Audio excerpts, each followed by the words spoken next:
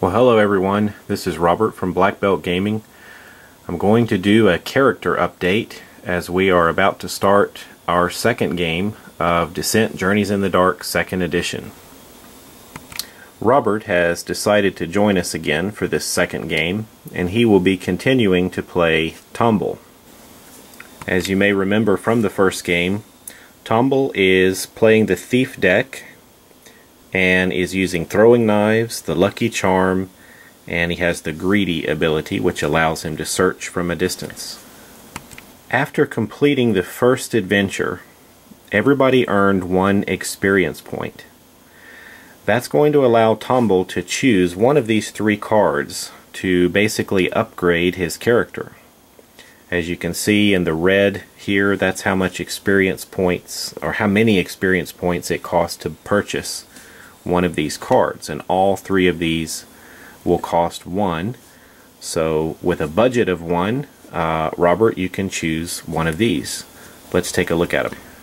The first one is Appraisal, and it says after you draw a search card, you may discard it to draw a new search card. You must keep the second card. The second option here is Sneaky, and just glancing at it, it looks like it might do 2 different things.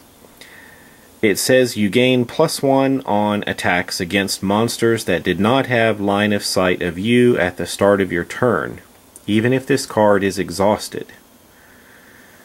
Now, exhausting the card comes with the second part. You may exhaust this card to perform an open or close door action without using an action. So it basically allows you to open and close doors for free. You just have to exhaust the card to do that. But if a monster doesn't have line of sight on you at the start of your turn, you can basically come out of the shadows or out of hiding and catch them by surprise and do +1 damage. The third option is called Dirty Tricks. This takes a use of a skill or ability type action. You can see that with the little arrow there. Perform an attack with a melee or blade weapon, and your daggers can, or throwing knives can do that.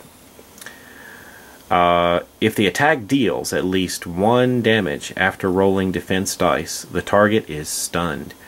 To use this one, it will take a point of fatigue. Just to confirm that here, the throwing knives are considered a ranged weapon, but they're categorized as blades. B-L-A-D-E there, and you can see it's melee or blade, so that will work. From the Facebook page, Black Belt Gaming, Silas has decided to play Ashrion, healer. This character has a wooden shield. You can exhaust this after rolling defense dice to add 1 additional shield to the results. An iron mace, which with a surge you can stun. And then Prayer of Healing. This is all from the Disciple deck. And the Prayer of Healing says exhaust this card during your turn and choose yourself or an adjacent hero. Roll 1 red power die. The chosen hero recovers health equal to the number of hearts rolled, and that's going to cost 1 fatigue to use.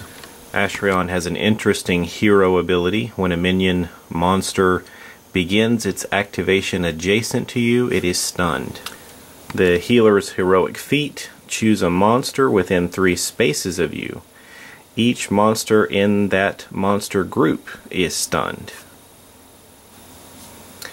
Well, then there's a choice of 3 different abilities, but I think Silas had already chosen Blessed Strike.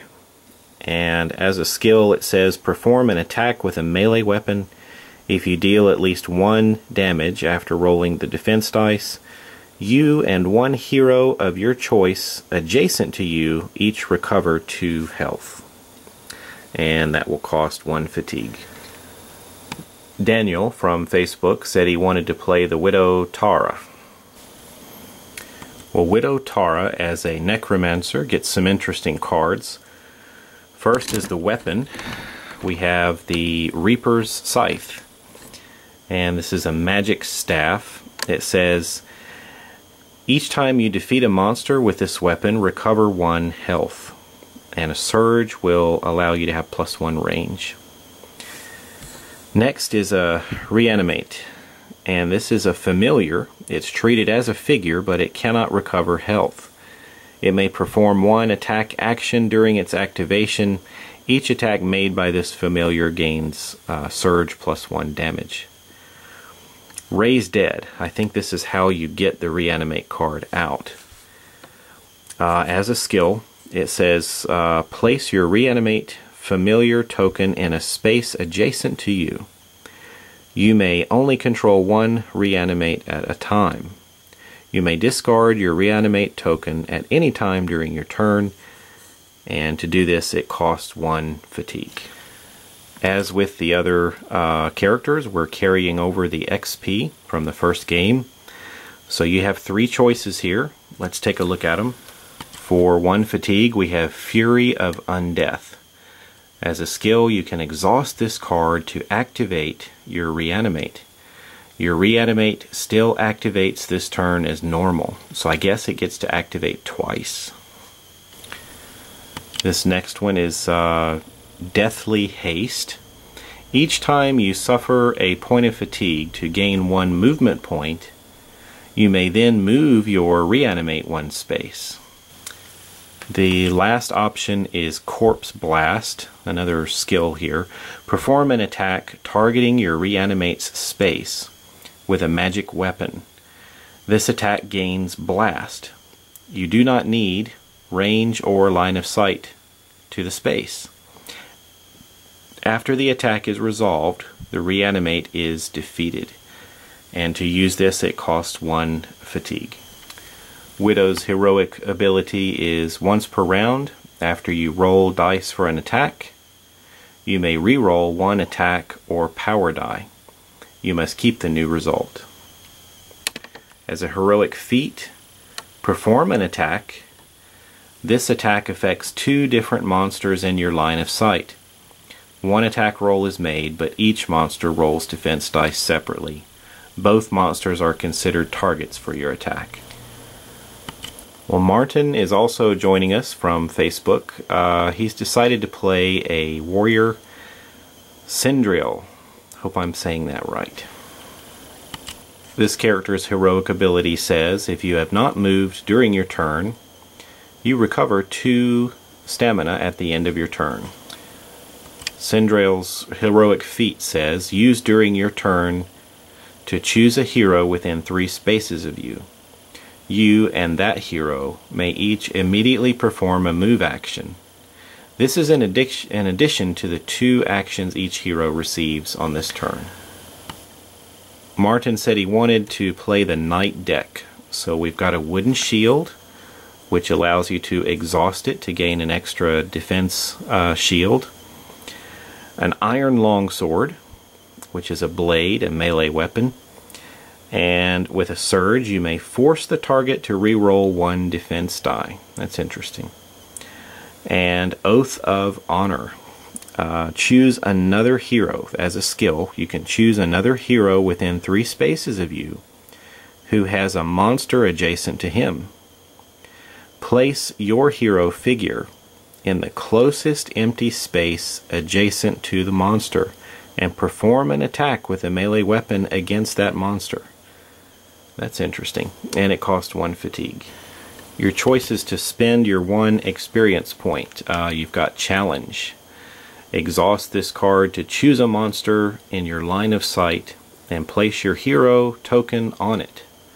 While this card is exhausted, each attack performed by you or the monster when targeting each other gains +1 damage.